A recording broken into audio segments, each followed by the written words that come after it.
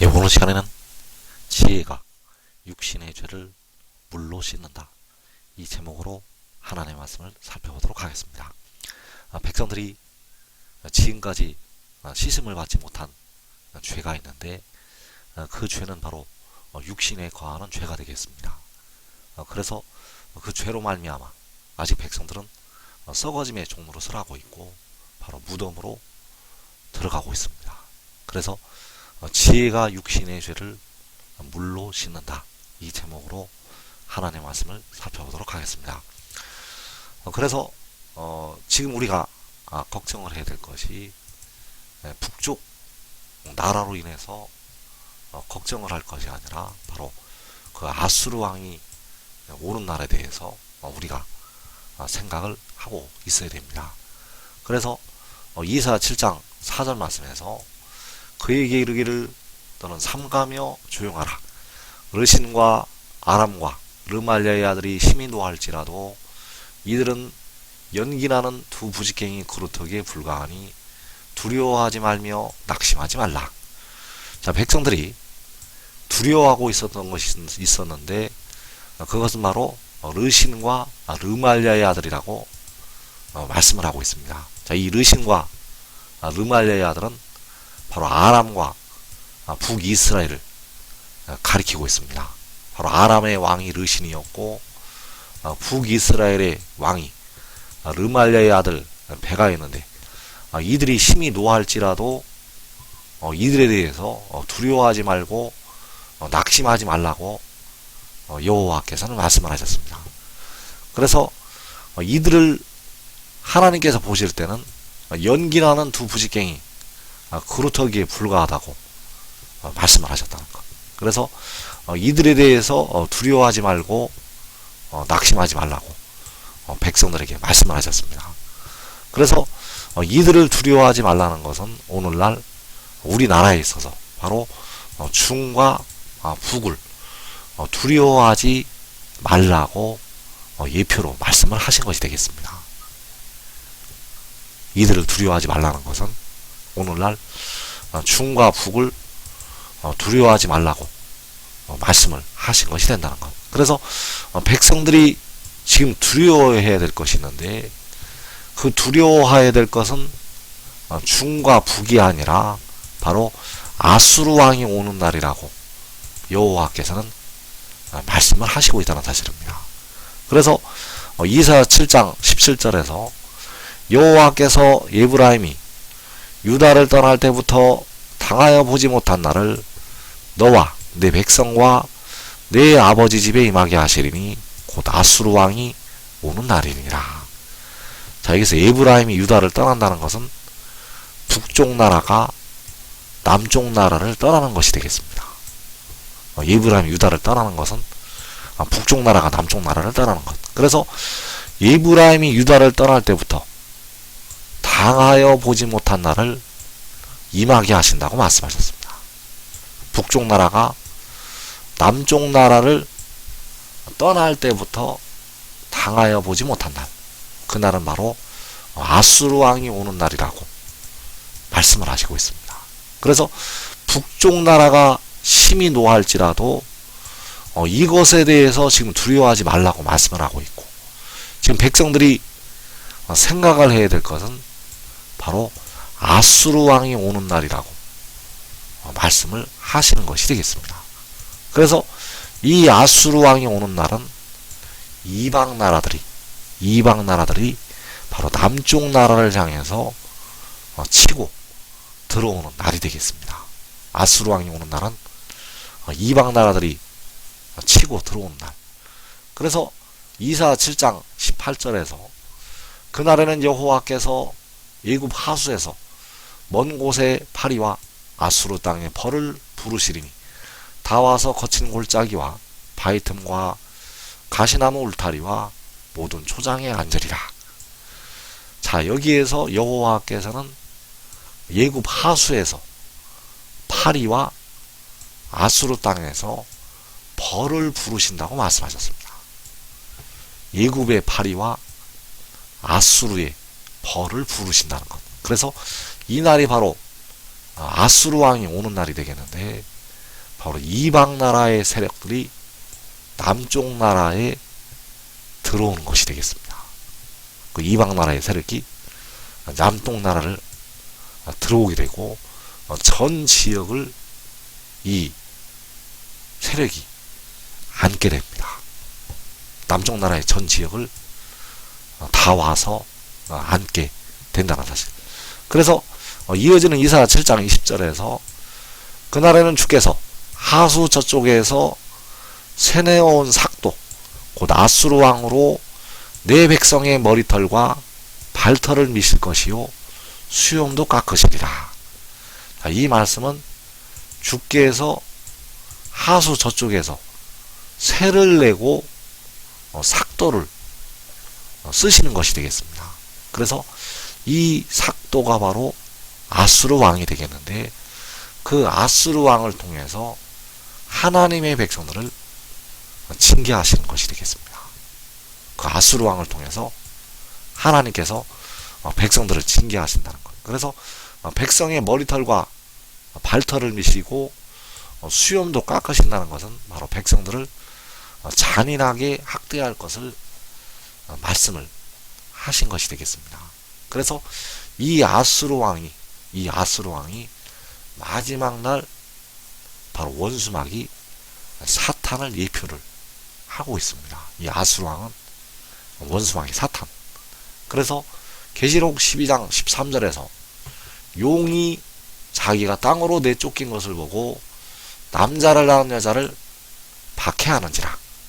자, 용이 땅으로 쫓겨 내려오게 되면 남자를 낳은 여자를 박해하게 됩니다.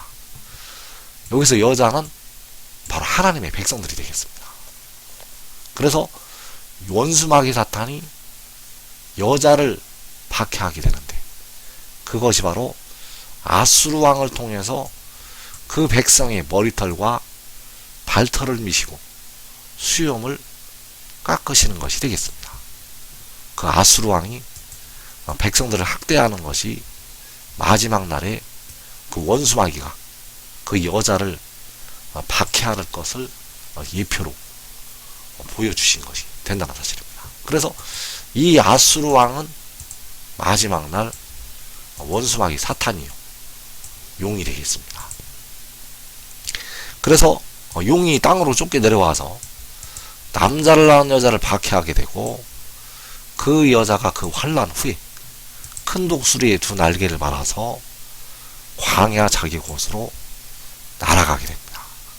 그래서 용이 그 백성들을 박해하게 되는데, 바로 이방 나라들을 통해서 백성들을 박해하게 됩니다. 용이 이 땅으로 쫓겨 내려와서 이방 나라를 통해서 하나님의 백성들을 박해하게 되고, 바로 이 한국 백성들을 박해를 하게 됩니다. 그래서 이사 7장 18절을 다시 보게 되면, 그날에는 여호와께서 애굽 하수에서 먼 곳의 파리와 아수르 땅의 벌을 부르시리니 다 와서 거친 골짜기와 바이틈과 가시나무 울타리와 모든 초장에 앉으리라. 자, 이 애굽에서 파리와 아수르의 벌을 부르시는 것이 바로 그 이방인들을 부르시는 것이 되겠습니다. 그 이방인들을 불러서 다 와서 이 남쪽 나라의 이 한국 땅에 다 앉게 하신다는 사실입니다. 그래서 이 땅의 백성들이 모든 이방으로 사로잡혀 가게 됩니다. 하나님의 백성들이, 이 한국 백성들이 모든 이방에 사로잡혀 간다는 것. 그래서 이사야 52장 4절에서 주 여호와께서 이와 같이 말씀하시되 내 백성이 전에 예굽에 내려가서 거기에 거류하였고 아수르인은 공연히 그들을 압박하였도다. 그러므로 이제 여호와께서 말씀하시되 내 백성이 까닭없이 잡혀갔으니, 자, 내 백성이 잡혀갔다고 말씀을 하시고 있습니다. 내 백성이 잡혀갔다는 것. 그래서 어디로 잡혀가게 되는가 하면 예굽과 아수르로 잡혀가게 됩니다. 그래서 예굽에 내려가서 거기에 거류하였고 아수르인은 공연히 그들을 압박하였도다. 자, 자, 예굽에서 파리와 아수르 땅에 벌을 부르시게 되고, 하나님의 백성들이 예굽으로 내려가고 아수르인이 그들을 압박하였다고 말씀을 하고 있습니다. 그래서 예굽으로 내려가고 그 아수르에게 압박을 당하는 것이 내 백성이 까닭없이 잡혀가는 것이 되겠습니다. 그래서 잡혀간 하나님의 백성들이 언제 돌아오게 되는가 하면 큰 나팔이 불릴 때 돌아오게 됩니다. 그 예굽과 아수르, 바로 모든 이방으로 사로잡혀갔던 백성들이 큰 나팔이 불릴 때 돌아오게 됩니다. 그래서 이사 27장 13절에서 그날에 큰 나팔을 불리니 아수르 땅에서 멸망하는 자들과 예굽 땅으로 쫓겨난 자들이 돌아와서 예루살렘 성산에서 여호와께 예배하리라. 자, 아수르 땅에서 멸망하는 자들, 예굽 땅으로 쫓겨난 자들, 이들이 바로 하나님의 백성들이 되겠습니다. 하나님의 백성들이 아수르 땅에서 망하게 되고 하나님의 백성들이 예굽 땅으로 쫓겨나게 되는데, 그들이 돌아와서 예루살렘 성산에서 여호와께 예배하리라고 말씀하셨습니다. 그래서 그들이 돌아오는 것이 계시록 12장에서 큰 독수리의 두 날개를 받는 것이 되겠습니다. 그들이 돌아오는 것은 큰 독수리의 두 날개를 받는 것. 그래서 예루살렘 성산에서 여호와께 예배하리라. 그 광야의 산에서, 그 광야의 여호와의 산에서 여호와께 예배를 드리게 되고, 거기에 모여서 하늘로 하나님의 백성들이 올라가게 됩니다. 그래서 정리를 하면 예굽에서 파리와 아수르 땅에서 벌을 부르시게 되고, 하나님의 백성들이 예굽으로 내려가고 아수르인이 박해를 하게 됩니다. 바로 예굽과 아수르에서 박해를 받게 됩니다. 그래서 이때가 바로 요한계시록 6장에서 4분의 1이 죽임을 당할 때가 되겠습니다. 계시록 6장 8절에서 그들이 땅 4분의 1의 권세를 얻어 검과 흉년과 사망과 땅의 짐승들로서 죽이더라.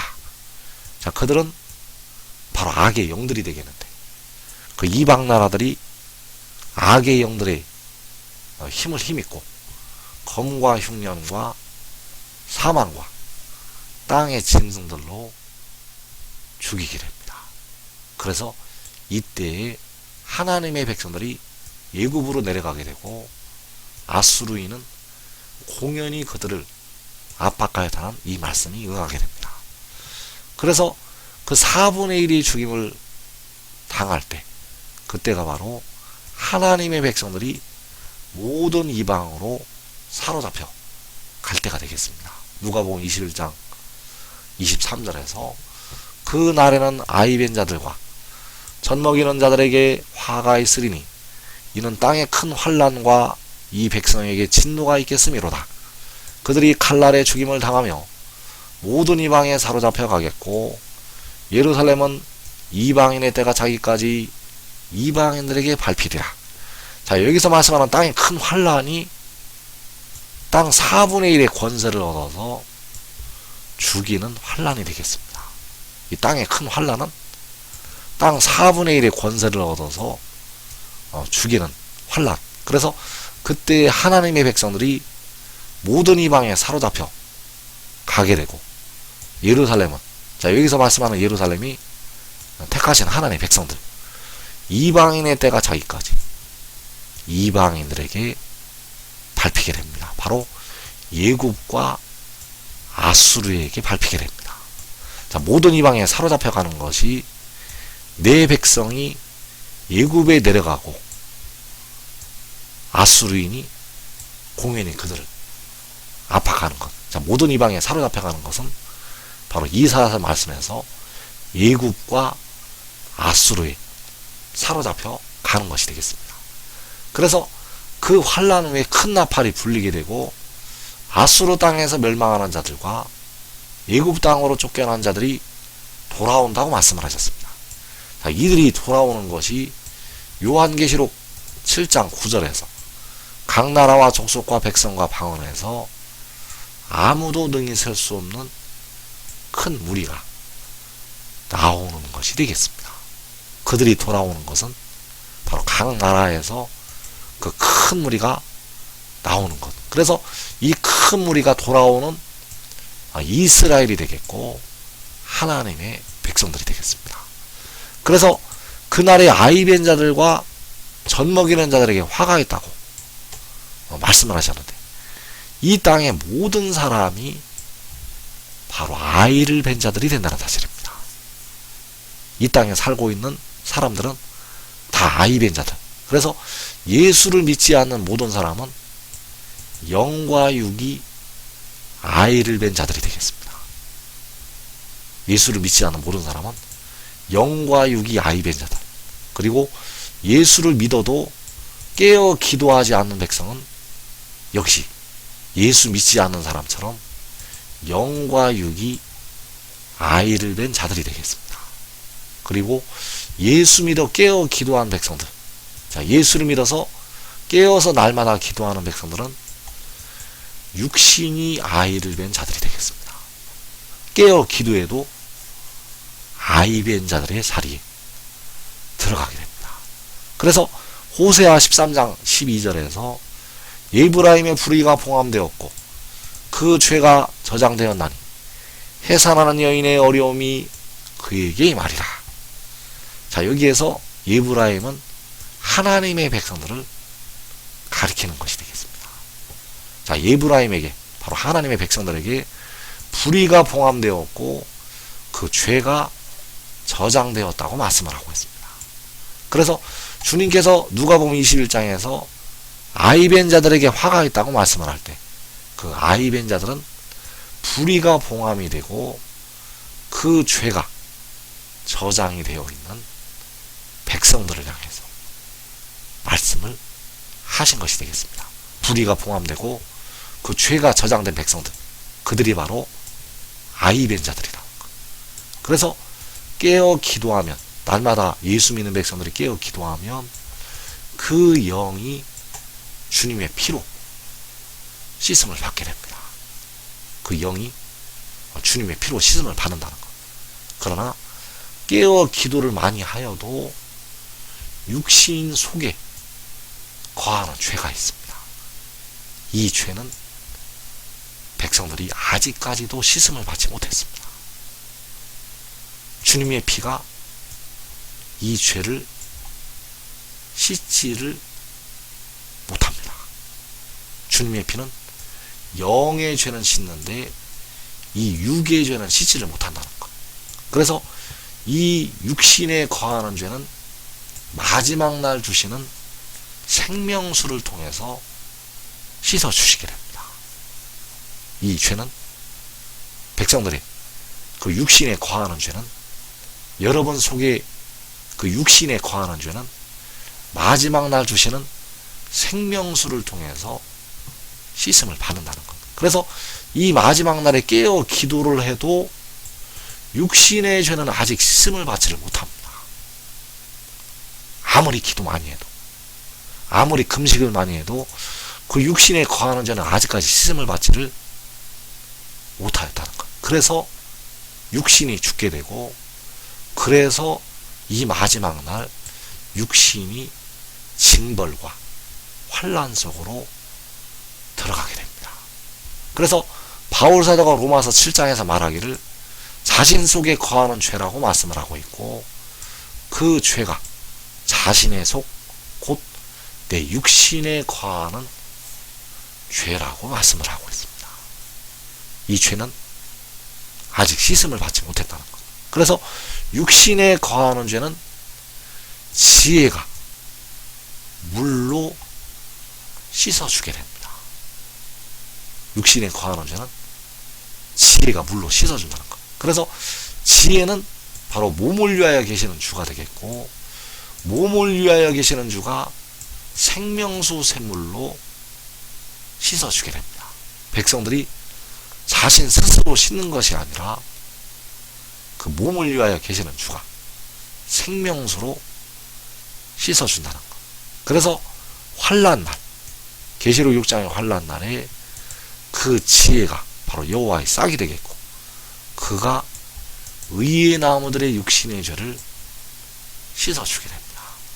의의 나무들과 그 의의 나무들의 가족들의 육신의 죄까지 씻어주게 된다는 것. 그래서 마지막 날에는 지혜를 통해서 주님의 피도 백성들에게 임하게 되고 생명수도 백성들에게 임하게 됩니다.